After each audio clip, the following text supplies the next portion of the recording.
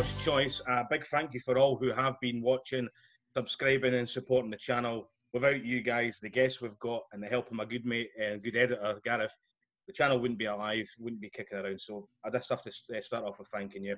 But today we have got an absolute diamond geezer, a legend, the man solely credited for keeping the massage girls in business at the table. Today, guys and girls, it is the housewife's favourite. It's the Fraser MacIntyre Show. Hey. Thank you. How are you doing, my friend? I'm very well, thanks, mate. Very well. It's good to see you. And yourself, as always, Fraser, as always. That smile brightens up any room anyone can walk into. Give me a second. Jeez, oh. Hey, how's life been treating you, Fraser? It's been a while, my friend. It has been too long, actually. Yeah, it's been a good, actually, since any of us have caught up in a live scene, obviously, given the circumstances recently. And even at that, it's been a little while since we bumped into each other on one of the tours as well, I think, isn't it? It has been too long, my friend, too long. Yeah, for sure. For sure. As we were talking about earlier on, I think it's the first time we bumped into each other back in 2011 when I used to be a player at the game. And we sat next to each other in Nottingham, 2011 UK IPT, and there's never kind of looked back. You were all, it was my first big event, and you were on hand, chatted. I think you had a few vodka Red Bulls under the table. I think Paul Zimbler was there as well. There's a distinct possibility that was the case, yeah. It's not been held off that way. Anyway. But it was, exactly, yes, professional, to the hell, But no, I think that particular event, that was a cracking event. When I was at that there, it was hugely successful. And I think, I can't remember what the buy-in was for that one. I don't know. £500. Yeah, I think it was a 500, yeah. Brett. I remember if they went to 750 at one point. I couldn't remember if it was before or after that gig. I think they started off, the UK IPTs started off at 500. Then they ventured up to 1,000. Then did they not come down to 750? Maybe that's what it was. Or it was something along those lines. But they were brilliant. I mean, there's a few of the guys I've had on, Feraldo and that, they say it's brilliant. They used to meet up, everybody. It was the same crew. It would go around, and you always got they got attracted. Chris Moneymaker came to a couple of them. Barry Greenstein, I know, was in the Isle of Man, but it wasn't that. The fields were massive. You were getting UKIP to Edinburgh was getting over £500,000 prize pool. I mean, when you've ever heard of stuff like that? So very rarely happens. No, they were great events, and I think the key thing about a lot of the events that I've always enjoyed attending is that there's a social side to the events. It's been one of the most important things for me in terms of events that I'll choose to go to and stuff like that. Are there going to be, is the right crowd going to be there so that we can have a laugh, we can catch up? Because poker's one thing, but poker without the camaraderie and the catch up with everybody in the parties, and it's a bit of an extended family. And that is, when we catch up, and that's an important side of it for me, because I always, initially when I started playing, it's a little bit of it was my escape from how to get on when in general day-to-day life and my businesses and whatever else like that. So I would try and choose maybe one event a month if I could, just go and get a couple of days and go and play, and back then my aim probably was to try and qualify for a certain number of events. So then you almost could treat it like a jolly. There was no pressure. There was no, I must do this, I must achieve anything. So you actually, it relaxed me. I enjoyed it. And sometimes that relaxation allowed you actually to play a freer, looser game without the pressures some other people would be under. But it certainly allowed me to enjoy the parties after I mean, without sounding biased or one-sided, I think the Brits and the Irish, they bring a different distinction. There's no sort of malice to it. It's like everybody's good for a drink. I used to coach football and used to get the team that sort of drinks together, wins together sort of thing. But there's no, I mean, I think that there will be a couple, but there was not a lot of people that would, they would win a big event and they would turn it into something that they weren't. Like, you still get, I said, you got yourself for Scottish players, yourself, Feraldo, Ludo, these sort of people. I mean, you wouldn't, you and the same breath as these guys, you wouldn't like turn down a chat with someone or a pint with someone and stuff like that. And it's a great atmosphere. It's a great attribute to have, to kind of, you know, always have time for someone. Remember where you come from as well is a good thing. Not being Billy Big Balls, as it were. Absolutely. There's nothing worse than seeing somebody acting like that and forgetting where they've come from or what's gone before, you know. And I think it's when you say that there about a lot of the Brits and Irish players. I mean, I don't think it's a surprise or a coincidence or solely a coincidence that in terms of our relative size of nations, we tend to outperform. If you look at the WSOP stats every summer, in general, we outperform the size of country that we are. And that's probably not. It's probably not just a coincidence, because you've got that situation where if there's somebody's getting the final table or somebody's doing well in an event, there's lots of moral support round about there from the rest of the team and the other folk from these islands, and it's you know, I think that definitely plays a big part in how successful some players have been and how successful our country's been. I mean, they class it as a British Rail, but I mean, I've seen all nations in there, but it is rowdy, it's a laugh, and it's like the extra man, as it were, or the extra woman on your shoulder sort of thing, giving you that little bit of a boost. But it's, as I said, it's brilliant. But we're talking about remembering where you came from, Fraser. I mean, yourself, born in 1973, you look a lot younger. You look a lot younger, my friend. I mean, come on. In a little place called Irvine, just outside Ayrshire, or Ayr. Mum and Dad, Christine and Donnie, and wee sister Fiona.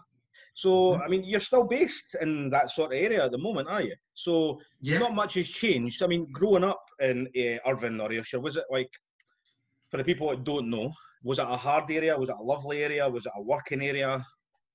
I think it would be fair to say that I've led a relatively sheltered life most of my time. So I've had my ups and downs, but certainly, I mean, I've been well looked after over the years and been privileged to come from a good background. So still live in Ayr or Ayrshire, and you know, I love it. It's a lovely part of the world. The only downside, or one of the downsides, is that it's a little bit remote when you consider the live poker tours. So it's, you know, first of all, we don't see that many of the larger events come to Scotland, full stop. But secondly, even if they do, they're not going to be in my hometown, because you know, we're the West Coast, and it's you know, we're only 45 miles from Glasgow, and you know, I think literally about same again from Edinburgh. So it's about 90 miles probably to Edinburgh, which is fine, but it's not really on your doorstep. It's not the same as the city, or being in you know, in London, where you've got your choice of various card routes to go and frequent whenever you think there's a decent game going on. Yeah, I mean, I'll have to speak to Toby, and we'll get EPT Air at some point. That would be brilliant. Yeah, that would be awesome. Yeah, I might need a guarantee on that one though, just to catch the numbers. We'll guarantee it at 400 quid. Yeah, I think I could just about chip in that much just to make sure we meet it all right. Yeah. No, I mean, I know that back in the day, I mean, they had the Edinburgh UKIPT, as we spoke about earlier, was, I think it was 500,000 guaranteed, but then I'm sure it overlaid once or twice. And I mean, we spoke about it as well. Overlay, a lot of people, oh, brilliant, it's overlaying free money and that, but long term, it's not a good thing, because these companies, whether it be Poker Stars, Party Poker, the WSOP, WPT, they won't come back. Yeah. Or they'll reduce the guarantee massively. So any value or any free money you thought you might have had, it disappears, and it doesn't really look good, because these companies will just go, we'll go to Edinburgh, we'll go to France. Or... Yeah, it's an illusion in terms of overlays or guarantees, because I mean it's not good for business. No. Essentially, you're asking companies to put on great events and provide us with great venues and good staff and nice tournaments to play and things. And if they lose money when they're doing that, well, they won't keep doing it. No staff is crazy enough to keep doing that. So yeah, I mean, in the short term, the opportunity to get in when there's an overlay there, the best thing that can be done when a company is about to have a massive overlay is shout from the rooftops that we're getting a massive overlay, and hopefully you see that surge of people all turning up and reduce trying to get some of that free money. And now, as a poker player, of course, I'll have all the free money you want to hand. I'm quite happy to be the recipient of free money. No issues with that whatsoever. As a business person, I don't want to see businesses that are harmed by particular, sort of guarantees or events that have been put on that don't make money. Because in reality, that's the name of the game for them. Now, I can caveat that slightly with the fact that if you look at some events that are some of the massive tours and events over the years, they might not necessarily have been profitable events on an individual basis, but they may have had an ulterior motive for running the event and creating that and using it as actually as part of the marketing budget. And when you look at some of the big companies, they have definitely used that to fantastic effect to try and get that marketing awareness of their brand out there. And there's nothing wrong with that. In that case, then yes, they've already factored in that we need to have so many people there. So if we have to overlay, so be it. Or if it has to cost a little bit extra, so be it. But it's coming from a different sort of pool of money. It's not self-reliant on that one event. So there's sort of little sort of alternative ways of looking at it from a business perspective, and each to their own. They've all got to make their own decisions, and they've all got different strategies. But I don't really want to see companies running events that have got huge guarantees that they're regularly missing, because it's not good for the ecology of the game in general. No, like short-term loss, long-term gain, and it'll be the opposite way around. It won't be. It'll be short-term loss, long-term loss exactly. for the country and the players. I mean, it's all fun and games, but then they'll just go somewhere else, mate. I mean, why would you constantly? I mean, you're going to hand the money, man. Oh, look, there you go. There's another $100,000 loss. Oh, okay, there's $100,000 loss. Well, we're not going to go back there, and it's a no-brainer. So I mean, it's nothing. It's just as you say, it's I think that's why you saw that there's not been that many big events in Scotland, because we've got a restricted number of players in the first place. When you think of the population of Scotland at being sort of around about 6 million, and you think of the population of England being about 60 million, you realise the scale of the difference in size between those two countries. But what people don't realise is that Scotland is not 1/10 of the size in meterage or hectare of England. It's just 1/10 of the size of population. So what you're actually looking at is there's 8 or 9 times as many people in the same area if you go to England, and therefore there's a far bigger catchment for the events to run. And that's not, that's what shows when a lot of the events are running down there, that they have struggled to really get the numbers in Scotland. There's no doubt that we also, I think, perform and punch above our weight as a nation. There's been some fantastic Scottish players over the last few years who've done very well. It's great to see us out there, performing and doing our best in the big bad world of poker. Yeah, it's good a bit. I mean, excuse me. It's just we all have our little blips and stuff like that. But yeah, as you say, I mean, we do have a nucleus of good players. I mean, I think that the future will be bright when we eventually get out of COVID or Corona and that. But we just got to turn it around. I mean, yourself, growing up, you dived into Glasgow Cali University to try and become RAF pilot to do a course in electrical engineering, was it? Yeah, it's a bit of a weird situation. I don't know why, but when I was at school, I had this thing. I wanted to be a pilot, and I actually went down to RAF Biggin Hill and carried out my aptitude tests and interviews and stuff when I was 17, 16, 17. Passed all the aptitude tests, got my interview, and they said, "Look, come back next year. You're not going to make the cut this year, but come back next year." So I was supposed to go back the next year. To this day, I do not know why I did not go back next year. I don't know what happened, but for whatever reason, I was probably too busy skipping school to go for a drink with my pals or something. I thought that I had to go back down to the RAF, where I may have had a chance to go and find a career as a pilot. And that would obviously have led me to a very different place from where I am today. But yeah, I then decided, okay, well, I've missed that boat. What will I do? Okay, I'm going to go to uni, and what's a good course to take for to give me a qualification that would help? And I was told electrical and electronic engineering would be of some form of assistance, and I thought, okay, that'll do.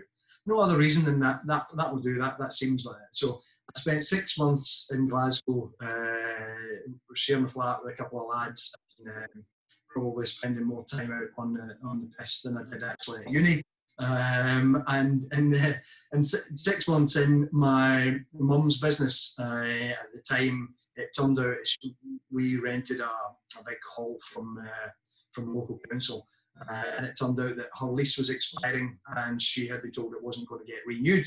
So I said, okay, well, I'll come back and I'll help you for the next 6 months. We'll get it sorted out, get you closed up, and we'll move on. We'll find out what's next. And then I'll come back and I can go back to uni next year.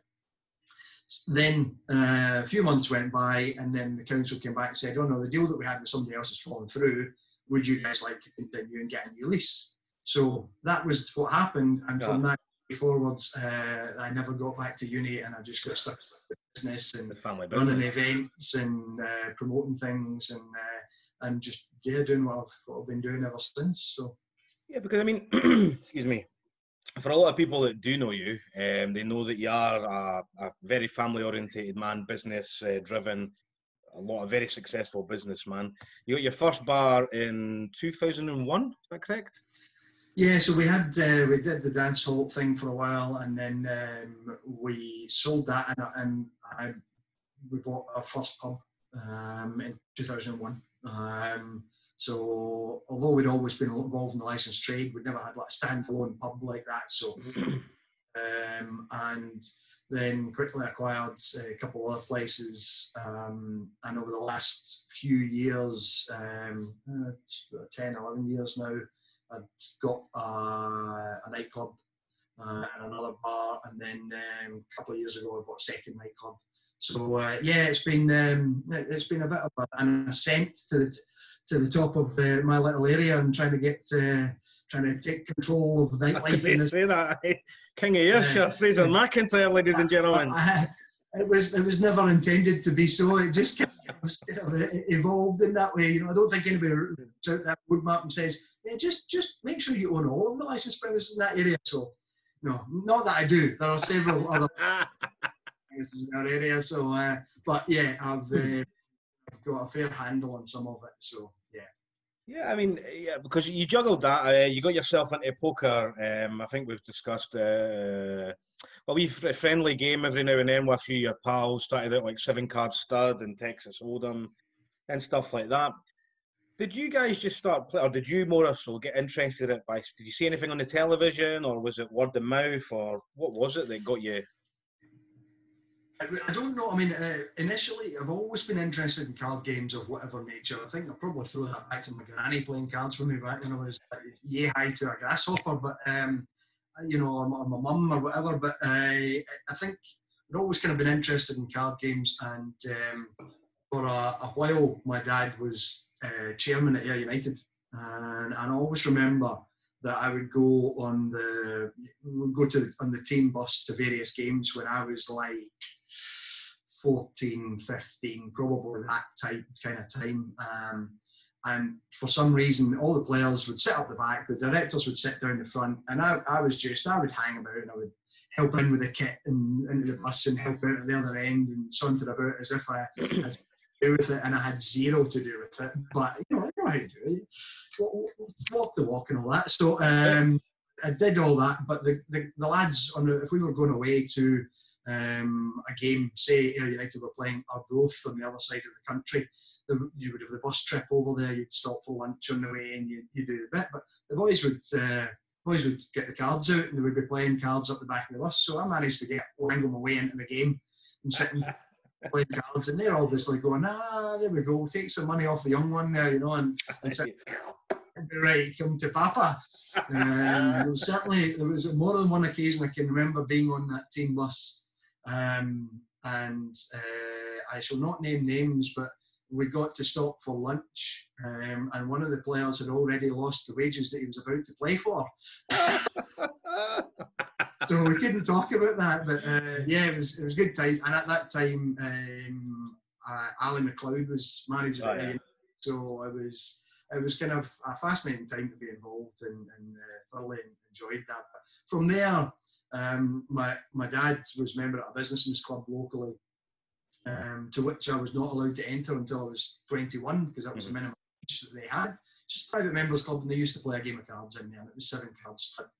And it was all just friends playing, virtually passing money around about the table gradually. Somebody would have a good night, then the next week they would end up losing it all back to somebody else, and it generally just went round and round in circles. And I was desperate to get involved in this game because I loved it. So it went round and round until MacIntyre got his finger involved. Spot on, correct. So I went there, and that was 7 card stud was the game that they played. Sat in the game. The funny thing was, my dad would still love to play the game. Would regularly play, but he would never play if I was at the table.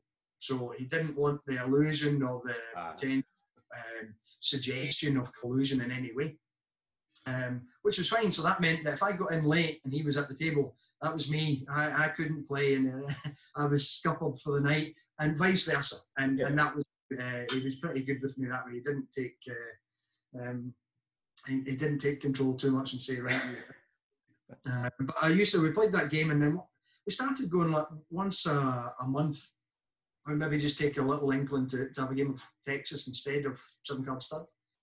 And that was quite good fun, and it just mixed things up. And then somebody one day said, there's a game there's a game up on a Tuesday night up at the Riverboat Casino in Glasgow. So we'll just all jump in the car one night. One of us will drive, and the others can have a couple of beers, and we'll go and play the game. So went up, and it was like, I think it was a £5 or £10 rebuy.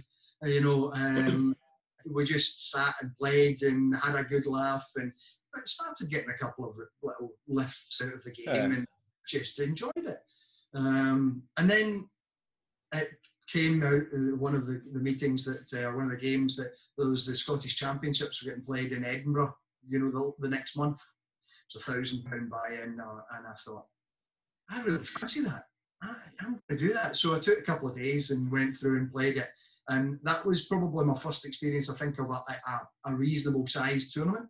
And I final tabled that along with Thomas Dunwoody and Leo and a few others. And I remember that, and I think I got 5th place or something, and picked up a few quid and went, this is great, I could be a poker player.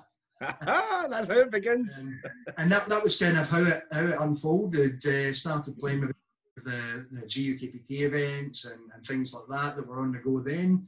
And I'd had this inkling, a friend of mine, we both wanted to go and play in this Caribbean poker party, which was going to be in St. Kitts that year. So what we'd done was we said, okay, there's online qualifiers for it. At that time, it was like it was a network. It was organised by the network. There were several skins. So we played, and we said, right, okay, we'll both play. And if one of us wins the seat, that means we've got the room, we've got expenses money, and we've got the seat of the tournament, which was, I think it was a £3.5 buy-in. And I said, so if one of us wins the seat, then we'll take the other as our guest in the room, and they will get the spending money. And the person who wins the seat will get the seat. Yeah.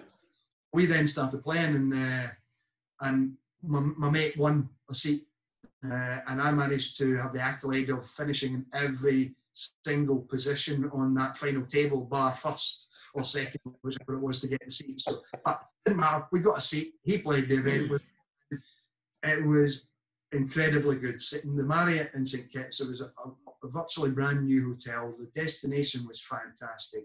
St Kitts is a beautiful island, and it had attracted a bit of hype. So there were players there like Antonio Sfandiari and Phil Lack and Jennifer Tilley, and then from the British side there was the Devilfish and Dave Colclough.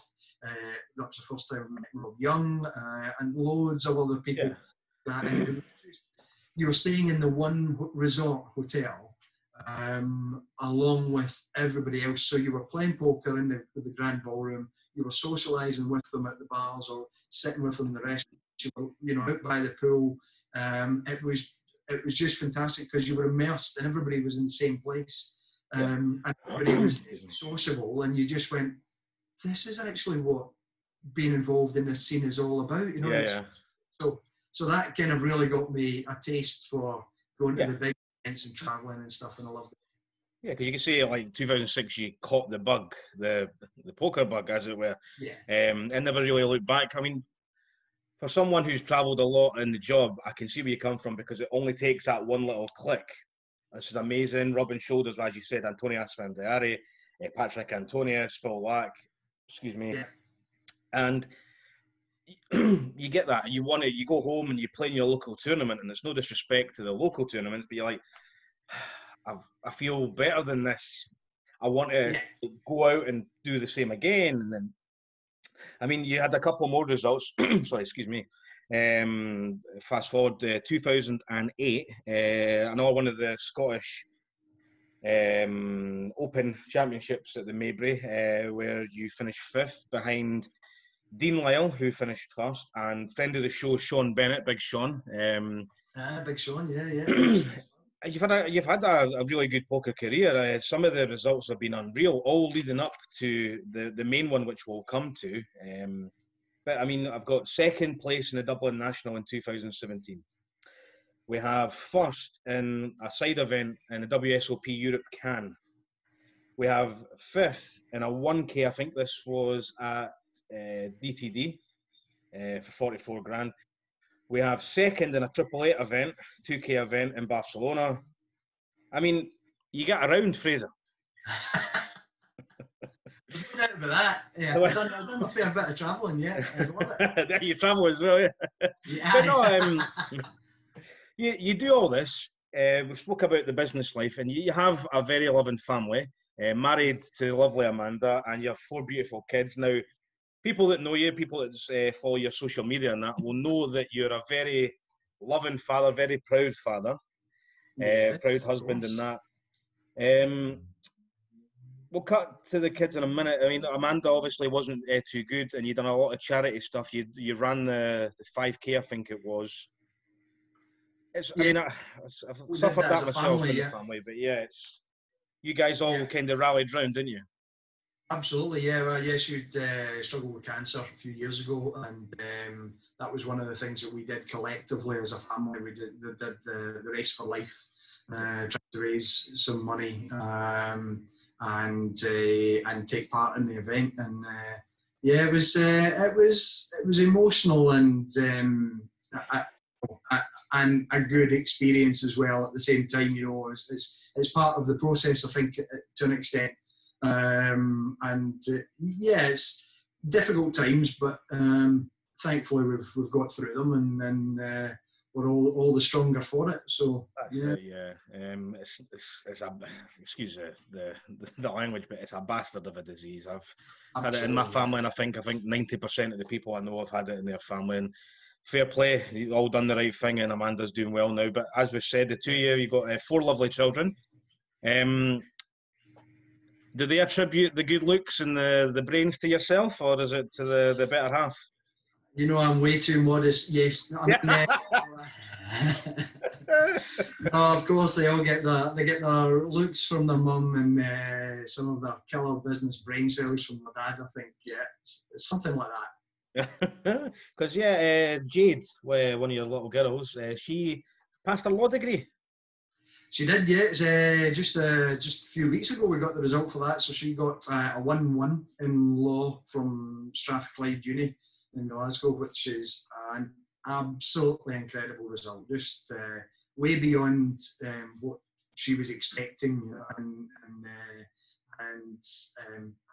we're all very, very proud of her. And what she's achieved in that, I do try to tell them all that they're all capable of whatever they put their mind to. And you know what it's like, we all have our doubts about things like that, and when somebody's saying it to you that's close to you, you tend not to believe it. But I genuinely believe that of all my kids, is that they are all very, very smart cookies, and they're all very, very capable of achieving whatever they want to achieve in life. You have to have the discipline and desire to go and make it happen. And she's definitely made that happen. Law wasn't her first choice either. She didn't really know what to do and just decided, well, I can get into law with the results I've got. So, well, why don't you do that? I said, because once you've got a law degree, yes, you can choose lots of jobs that you would get into, and people would go, oh, you've got a law degree. Oh, well, there you go. Yeah, come on in.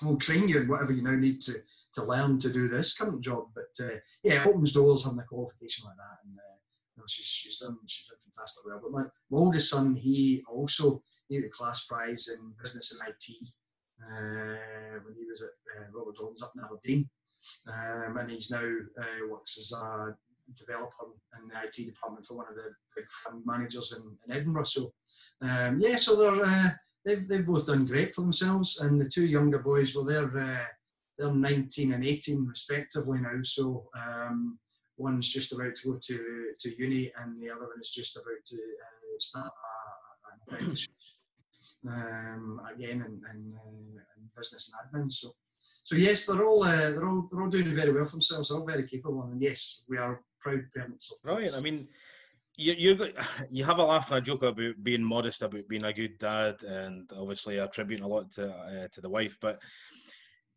you may not have noticed, but what you said about if you want to do it, aspire to it, you'll achieve it, and all that. What you've just said about Jade, you yourself wanted to be a pilot back in the day, didn't achieve it, and now I think do we address you as, is it Captain Mac? Is it? Yeah, something like that, mate. Yeah. You got your pilot's license, right? I got my pilot's license a couple of years ago. Yep. As you can tell, it's something that I've been hankering after, just in the back of my mind all those years. And I'd kind of had it in my head, I'll do that at some point. And what with business, family, and traveling for poker and things like that over the years, it had never been there to do. And in actual fact, when Amanda wasn't well, I realised I was going to be at home for a fair amount of time and give her all the support that she needed. And it made, at that point, I realised, well, if I'm not travelling, I'm going to be at home more often, then, and she doesn't need me sitting by her side day in, day out, but I'm here. I said, why don't I just use this time now, because I can commit to it, and I'll just do, let's call it an intense course as a crash course, because you don't this when you're flying planes. So I did an intense course of learning and crammed it all into about 4 months, and got my license. And since then, I've gone on and added a little bits and pieces to it, and I thoroughly enjoy it. And it's great to be able to. Well, I said earlier on about how it's being on the west coast of Scotland is a little bit remote at times.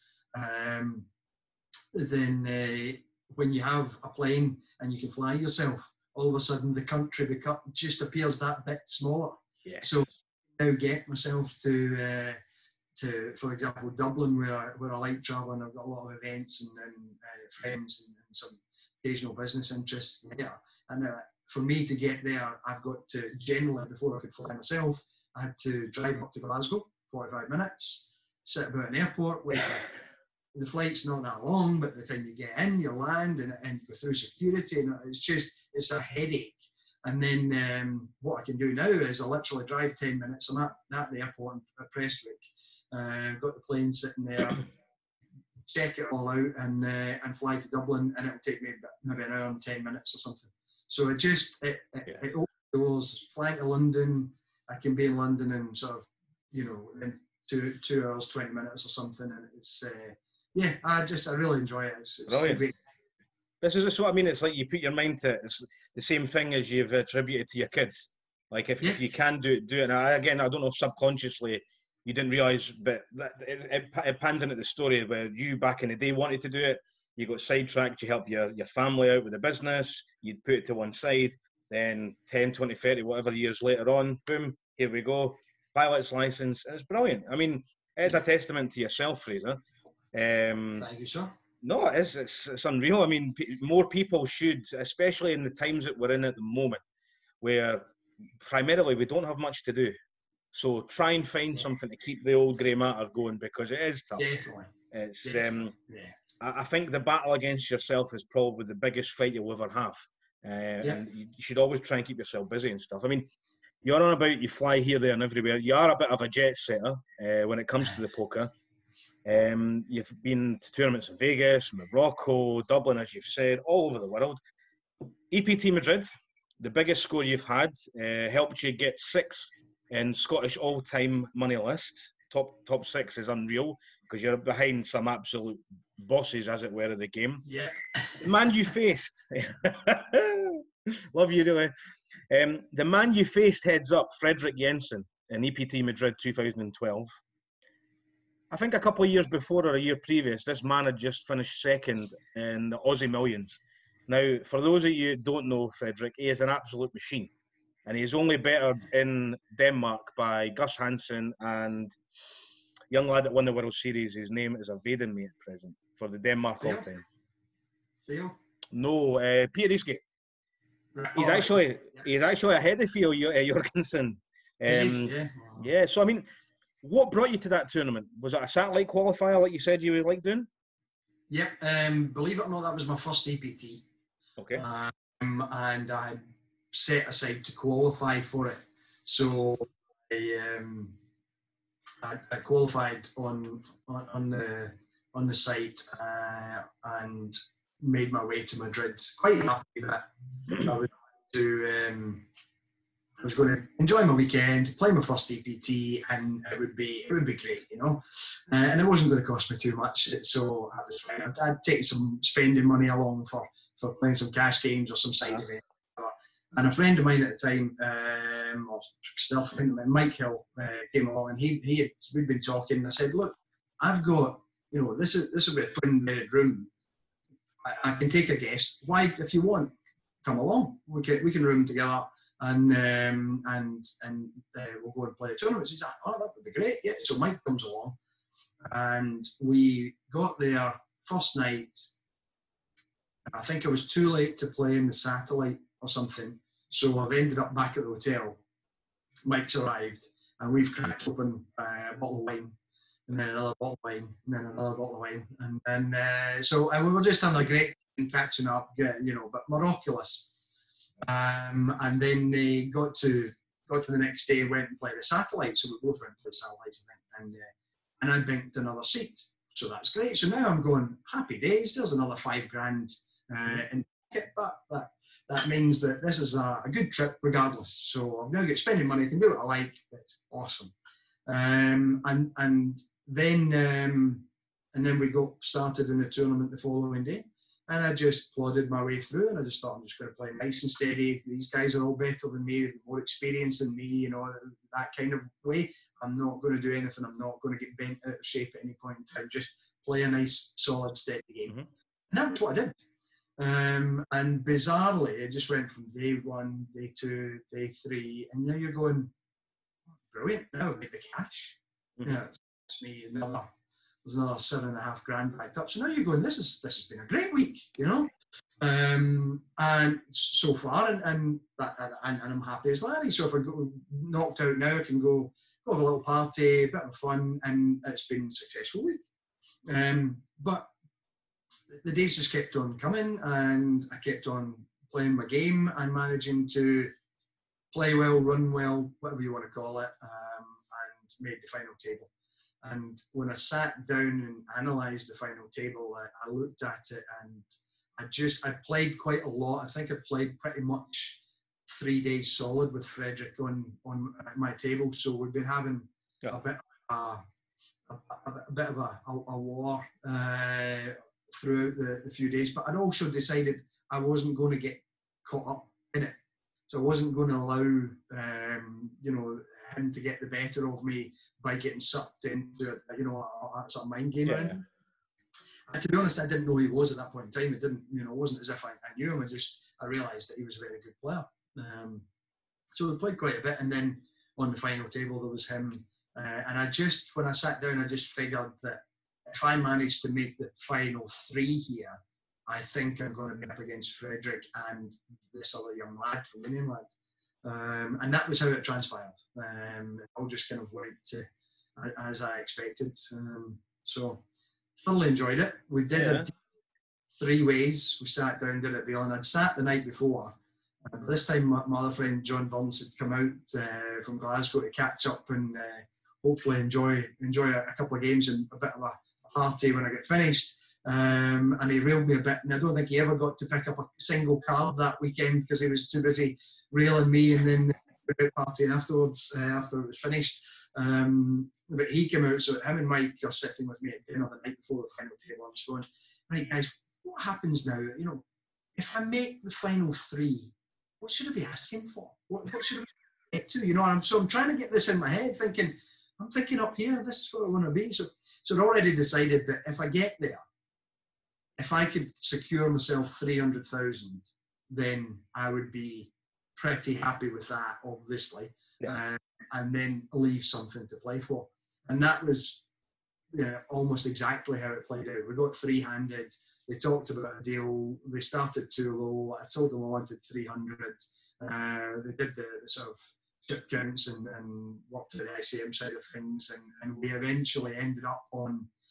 Toby had already told us we needed to leave at least 100 grand to one side to play for up top, and we could split the rest as we wished. So we managed to come to an agreement. And at that point in time, I remember Dave Colclough telling me something that he was 3-handed for a bracelet one time in Vegas, and he always regretted doing the deal because once they did the deal for the money, the guys that were there relaxed so much they then didn't mind flipping because they'd already locked up so much money.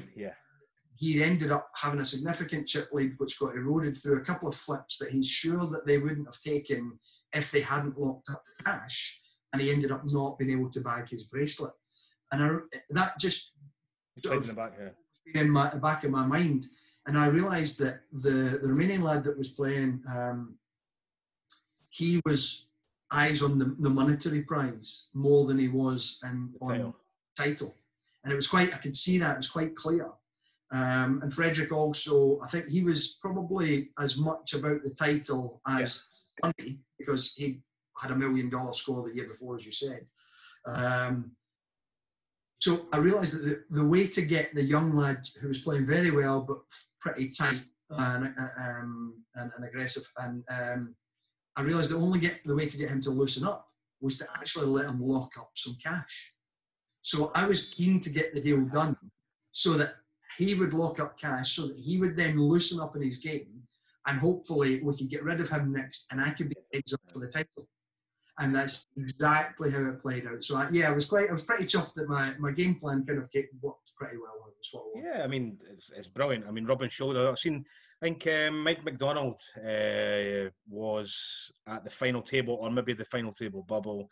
You had players like Olivier Bousquet. He was there. It was a star-studded EPT table. Now, when you went to that tournament and you won the seat and stuff, you said you hadn't have played anything like this, like 5-day events, 6-day events, 1 hour 30-minute clocks. That was the first time you ever played it, yeah? That sort of length, anyway. Yeah, I mean, it was my first EPT. Obviously, in previous years, I had played the sort of little brother of EPT, so the UK IPTs, which have similar structures but not quite as long, and obviously not quite necessarily as star-studded, and nothing like a tenth of the buy-in. But I'd say probably those events in St Kitts, I'd had a little bit of experience was 1 hour clocks there, which maybe extended in day 2 or 3. So I had a little bit of experience with it, but not at that level. Because, I mean, was it daunting for you to, I mean, you didn't know all of the poker personalities, as it were. You said you didn't know half these guys, but you must have knew some of the players when you sat down from previous experience. Did anybody daunt you, or did the prize jumps daunt you, or was there anything that, like, did you get into hands with other players and you thought, Christ, because you said you'd be happy to lock up the $7.5 grand, then the pay jumps you were looking at. Was there any sort of hands that you thought, if I lose this hand, I'm out and I'm going to miss the 2K pay jump, which is a player away or something like that? In that particular tournament, I've had it happen since, but in that particular tournament, I don't really recollect anything particularly like that. Yeah. Because I had set my stall out in the way that I wanted to play, and I just wanted to get it into my mindset. Don't get bent out of shape, don't try and get... Playing your game. Play my game the way that I understand it, and that's the best bit of advice I can give to anybody who wants to play poker, and I've given it quite a few times, is said, play the game the way that you understand the game. Because if I try to play the game the way that Ludo understands the game, or that Feraldo understands the game, and perhaps more particularly the younger versions of those gentlemen, who were capable of being quite erratic and wide ranged at times, but severely aggressive in testing all the time. I don't think about the game the same way that they did then. And any time that I did try to start thinking, well, what would Ludo do, then that would inevitably get me into where Ludo can be found sometimes, which is the bar. I was waiting for Ace King versus Ace Queen at the bar. yeah, exactly. I don't think about the game or process the game the same way. So, and that's the same for everybody. You've got to play the game the way that you understand the game, or you've really got to understand and be coached by the people that you're trying to think like.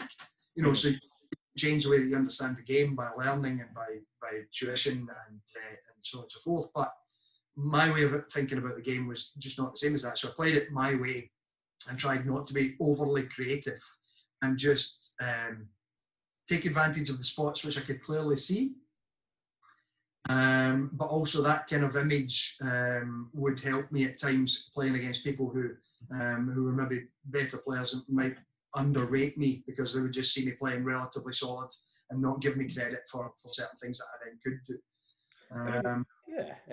I think I probably got more advice from Mike Hill, who said, such and such, that's such and such, and that's such and such. And I'm going, all right, okay, I'll trust you. And he was quite studied about various things. But the funny story about Mike is that we've encouraged him along. That first night we were both comatose with alcohol, so no problem. The second night, the night before I'm playing day one, of the main event, my first ever APT, I'm lying in bed and Mike starts snoring. I don't mean snoring, I mean tearing down walls with this rasps of noise. So so that first night Mike's snoring away, and I think it'll be okay. It's the second night before the first night of first day of my APT. I got like 4 hours sleep. 4 hours, woken up in the middle of the night and I, oh my God, does this ever stop? I'll be fine, it'll be okay. So get up and they're playing, and then get through day two. Next day, same thing, and you're going, you sleep fine, and then at 3 o'clock in the morning, there's Mike giving big Zeds, trying to rip the walls down again with the snoring. And that way, once I'm awake, now I've also got, I just can't get back to sleep. So next day goes by, same thing, same deal. Now I'm sitting up at 3 o'clock in the morning looking at my phone, and you've got a bit of the adrenaline pumping as well. Yeah. You're now doing well in the competition and stuff. I'm starting to look at my phone and I'm going, right, okay, is there any, can I get him another room somewhere? I said, so if I cash tomorrow, right, if I can cash tomorrow, I'll just pay to get him another room and then I can get a decent night's sleep. So as it happens, we get through the cash the next day, we get back to the hotel. I said, listen, mate, honestly, I need to get some sleep if I'm going to do anything in this tournament for the next wee while. So I'm going to get your room, and that's fine. He said, well, if that's what you want, not a problem. I said, yeah, no, my treat. I've cashed. I've done okay. It's been a good week so far, so I'll cover it because it gets me sleep. So get this room. The only one that's left in the hotel is this fantastic sort of suite type affair with a huge big master, king size bed and everything. I'm walking in going, what? Okay, right. Do you know what? I don't care. I just need to get some sleep and I need to be woken up in the morning and I can't be bothered moving all my stuff about at night. So I'll take the room with the twin single beds and I'll just keep the single. That's fine. You have this lovely big work. I'll just fine. It's okay. So he takes this back bed. I swear I couldn't get to sleep either. The adrenaline's now pumping because you're into day 4 of an EPT so I still only got 4 hours sleep that night. And then that as well. But it was weird because, it's one of these things. I look at it from the point of view that if that hadn't happened, it only takes one thing to potentially change the course of. Yeah. So did I all of a sudden, was I able to be a bit more restricted in my play and be a bit more disciplined because I was tired and I had to focus and I didn't want to do anything? It could be something as simple as that, which just helps make it. So everything contributes in its own strange little ways. Yeah, Mike's he's another friend of the show. I've known Mike for a while, but he's an absolute legend. Absolute legend.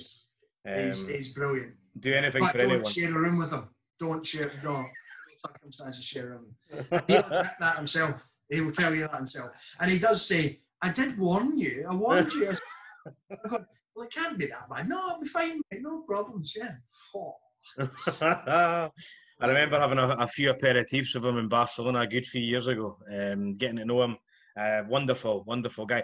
He epitomises the British friendliness player-wise. Absolutely. So you done that. You got just under what you were needing, the 300 grand. What was it like playing heads up? Because was that your kind of first? Obviously, it was your first big game, but against this guy, was it a weird sort of feeling playing heads up against him? It was. It was all a bit of a blur, to be honest, because we'd had a fairly long day at the table. But I think by that time, if I'm honest with you, my race was pretty much run. I was pretty shattered. And I felt good all day. And then we got to the sort of heads up situation. And once you've got the deal done, once you know you're down to the final 2, they stop play for a minute, separate the chips, put your other ends of the table, quick break for the restroom or whatever. And if I were to do it again, what I would say is, look, I'd like to take 10 minutes just to get sorted and compose myself, because what I hadn't done at any point in time was think about a heads-up strategy. I hadn't contemplated that. I contemplated getting to 3rd place and doing a deal. I hadn't contemplated getting where I was going after that. I contemplated wanting to do that deal so that I loosened up my opponent, got the chance to get heads up. I had no idea about what my heads-up strategy was going to be. And I didn't get time to think about it. And what I should have done at that point in time was take a step back and say, guys, I'm going to need 10 or 15 minutes. Get some fresh air, compose yourself, and start thinking about the difference in strategy between playing a final table up to that stage and then playing heads up. And I remember, I think Frederick had like maybe a 2-1 or 3-1 chip lead on us when we went heads up. I can't remember 100%. He definitely had a decent lead. But one hand swings that and, you get back in it. And so I do distinctly remember getting dealt pocket aces. He's opened must have opened from the button. And I've looked down at pocket aces. And I literally didn't know what to do. It was just like, I had nothing. I was shattered. It was gone. And it was like, it was so blatantly obvious that I must have a monster hand here. It must have been written all over my face. And because all I did was one free bet and bang, he was gone in no time. And I never got to milk the opportunity to, and that support. But then as it played out, it got, I was, I think 20 bigs or something like that. And I got ace-9, so it's going in. It just was unfortunate. He had ace-10 and held, so and that was it. So I've got nothing to be ashamed of. Quite happy with it. I would have been. I would have liked to just take a little more time to compose myself and really give myself a better chance of playing that spot if I ever got there again. So. I mean, who knows? I mean, you say yourself it might have went differently if Mike didn't snore. If you had won that tournament, you might be, God forbid, you might be broke. You might be in the gutter. You might be in the bin, as they call it. Yeah. But look at it now. You came second. You're an established business owner, family man. Brilliant. I mean, you've got your own business, Main Event Travel. What is Main Event Travel for those of us that don't know the full ins and outs of it? When did you find it? How did you come up with the idea? Yeah, well, to be fair, it wasn't my idea. It was something that when I was playing in on more or less on a lot of the British circuit events, a friend of mine, Dale Garrad, was running Main Event Travel and fronting Main Event Travel, and he had 3 business partners who we didn't really know much of, and they had done a great job over the sort of 2 years before a year and a half, 2 years before I got involved of establishing the brand. So if you ever went to Dusk Till Dawn or some of the GUKPTs or anything like that, Main Event Travel had a presence there. They would maybe have a desk there. They would be arranging rooms for players and all that thing. And Dale was very good. He knew a lot of people in the, particularly in the English poker scene. Was friendly with a lot of them. Was socialising with them, playing golf with some of the lads and things. And so they developed an awareness of the Main Event Travel brand in specifically England. And I looked at it, and he'd been talking to me a few times and how things weren't quite working out, and it wasn't really, the business wasn't doing what it should be doing. And I'm going, I just don't understand that, that should work. Why is it not working? But I think without being sort of disrespectful in any way, I don't think the partnership amongst the guys was working the right way, and maybe not all contributed in the appropriate way to make the thing work. So I'd said to him, right, okay, well, it was about to go down the tubes, and it had a lot of debt, but I still just saw some sort of potential in the brand and the presence that was there, and I thought, I can make that work. You do this, that, and then another friend of mine, Mark Valentine, had been working with another company in the poker network, but more so based in Europe and parts of the States, where it was more of the event management side of running the likes of WPTs on license for other clients, or hosting a whole lot of qualifiers, online qualifiers at the WSOP for a number of online clients. So Mark actually lives about 2 miles from me. He's had a similar background to me in terms of we've been involved in pubs and restaurants and hotels and nightclubs and all that kind of thing. And he then found himself working for this poker events company. But they're all very much quite behind the scenes. So they didn't have the retail facing presence perhaps that Main Event Travel did. So before I did anything, I'd spoken to Mark. I said, listen, what do you think about this and that? And he said, yeah, that sounds okay. So I said, well, if I take this on, would you be interested? Oh, okay, right. So it's yes. So I spoke to Mark, and essentially I thought, well, this sort of triumvirate of me knowing a whole lot of people in poker across many different countries just through playing the game, Dale from his knowledge of the UK poker market and the connections that he had there, and Mark with his connections in Europe and parts of the US, I thought, we can speak to most people in the game. I think this would make a great partnership. So yeah. Anyway, we worked away on it, and I bought the company in October 14. Rescued the company, I would say, in October 14. Since then, we've grown the turnover and profitability every year consistently, and we now do more we do an awful lot of events management, and we've developed in, our own sort of blogging platforms, and we're behind the scenes in some of the bigger events in parts of Europe, and likes of the Battle of Malta. We're behind the scenes and event management there, and we work with Grosvenor and Rank Group on the GUKPTs and the qualifiers for different events. We do a lot of the 888, all the qualifiers generally for the WSOP. We look after them in Vegas in the summer. So yeah, we've done a lot with a lot of different companies, and even companies like PMU in France. We look after them. So we've done a lot of things, and we've also got this retail facing platform as well, which we're looking to develop, because we're looking to try and make it like a one-stop shop for poker players, so they can go and identify on the calendar which event they would like to go and play at.